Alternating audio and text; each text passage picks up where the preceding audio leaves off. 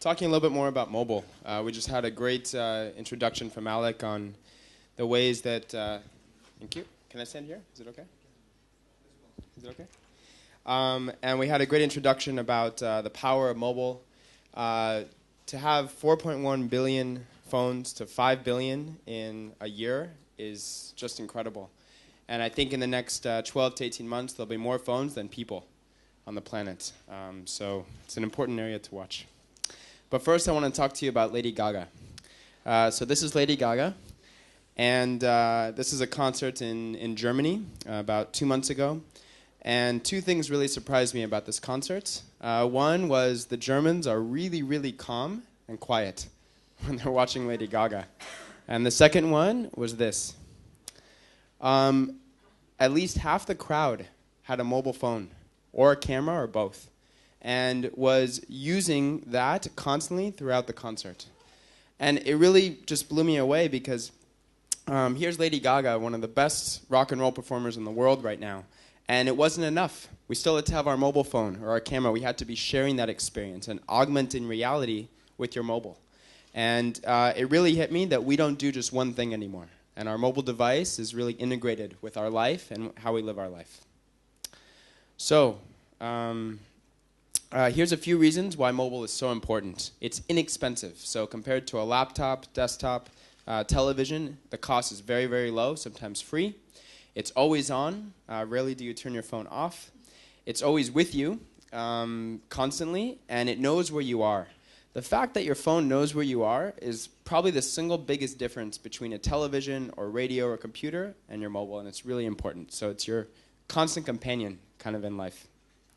Here are a few things we do while we use a mobile device, and it's everyday life. You're eating, you're driving, you're traveling, you're talking.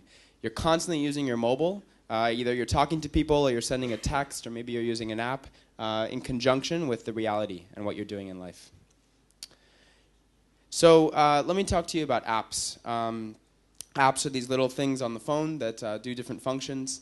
And an app is a total focus on a brand. So when you're thinking about branding your product and your service, compared to the web, where someone can visit the website of your company and click on a link and go to another link and another link that has nothing to do with your company, the app is a complete focus where you have tunnel vision into that brand and you can't leave, for good or bad.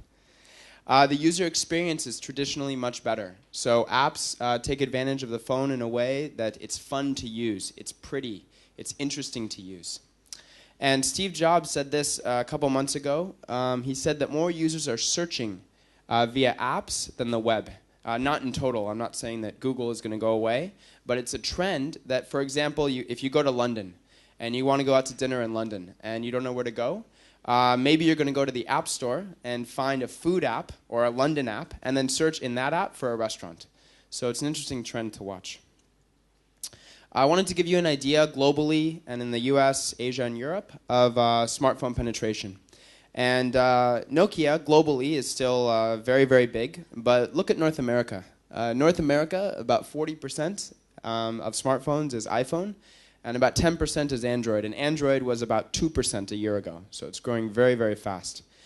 Here in Europe, you know, this graph says Symbian is more than iPhone, but, well, a show of hands, how many have a Symbian device, a Nokia device? Nobody? 2? An iPhone? Okay, so forget this graph, it's wrong. Yeah, iPhone and I think Android will be the biggest mobile app platform in the world in the next 12 months based on current trends. But look at this. So even though Symbian globally is 44% in the world, they're only 24% of the app activity. iPhone is only 15% of the world, and they're 40% of the app activity. So iPhone users actually care about apps, and they're going into their phone and they're using them. Android is more than Nokia with only 10% of the market. So there's a big difference in engagement. So my business is apps, so I wanted to tell you a few things that maybe you can use in your own business on what makes a great application. It starts with a great user experience. So this is an application called Urban Spoon. And if you want to go out to dinner, you can take your phone and you can shake it. And when you shake it, this starts spinning around and it recommends an area, a cuisine, and a price. And if you like it, you can make a reservation and look at the menu. And if you don't, just shake it again. So it's fun to use. Here's an example of augmented reality. This is actually in Paris, and I'll just play this. So I'm going to talk while this is playing. This is a real estate agent in Paris looking around Paris for different office space. And so using the camera of the phone, the compass, and data, he's pointing his phone at a building, and it's telling him what the cost is, if it's available, and other details about the property. So I think that augmented reality as a technology is going to become really, really useful and really mainstream in the future.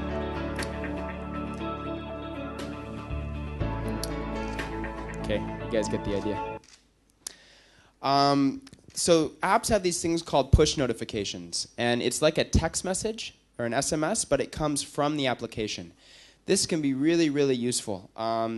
Basically, you have a private channel of communication with your customers. If someone has downloaded your app, most of the time they've given you permission to contact them. If you abuse the permission, they can turn it off.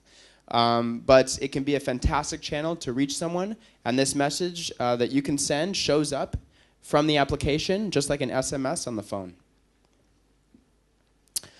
This is an example of one of our apps. We have a point system on the left where this guy is in first place.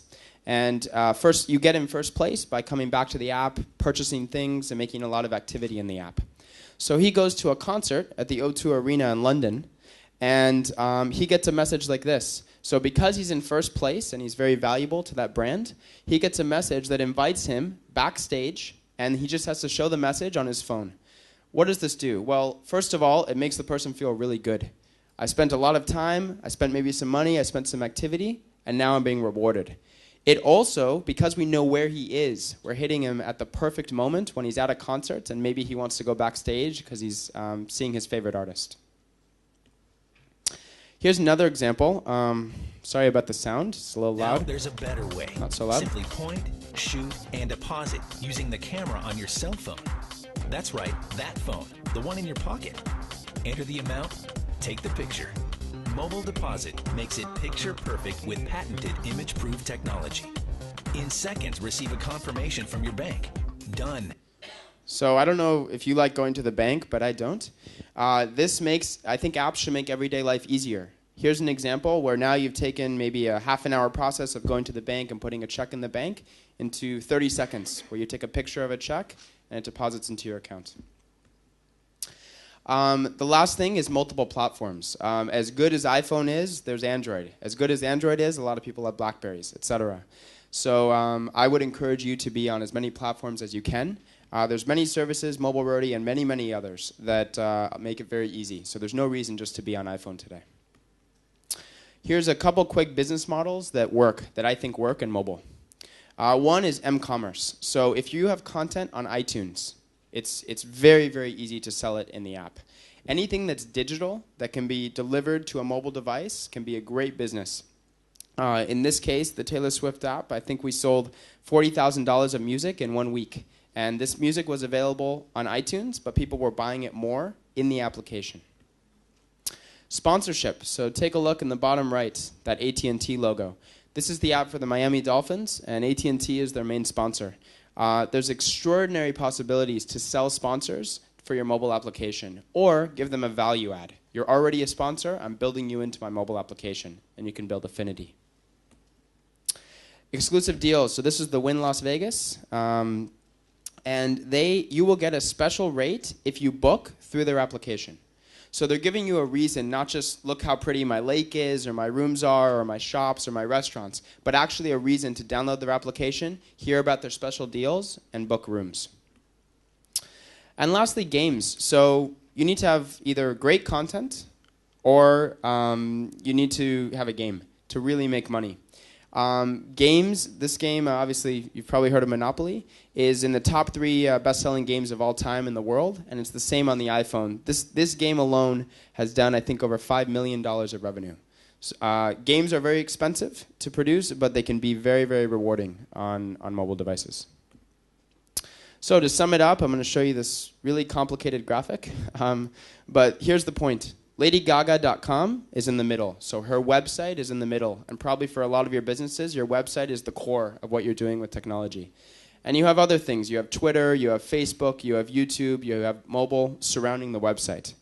What I'm seeing is this. The mobile is coming down and is starting to be the hub. And everything else is going out from there. And as we have mobile devices replacing computers and replacing other things, I think this will be a huge trend going forward. So if you want a copy of this presentation, that link is right there. There's my contact information. I don't know if we have time for maybe a couple questions. Thank you.